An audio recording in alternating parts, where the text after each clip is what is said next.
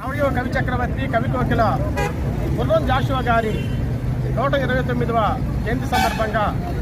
ఏర్పాటు చేసినటువంటి ఈ కార్యక్రమం ఎంఆర్పిఎస్ ఆధ్వర్యంలో పట్టణ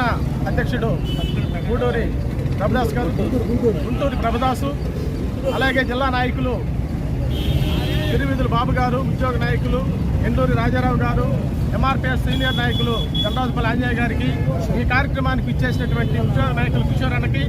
అందరికీ కూడా సామాజిక ఉద్యమ నమస్సులు. 1000 ఏళ్ల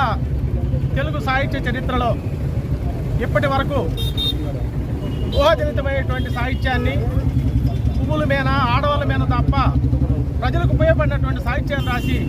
ఇదే సాహిత్యం అంటే మా బ్రాహ్మణుల సొత్తు, బ్రాహ్మణులు మాత్రమే సాహిత్యం రాయగలని చెప్పేటువంటి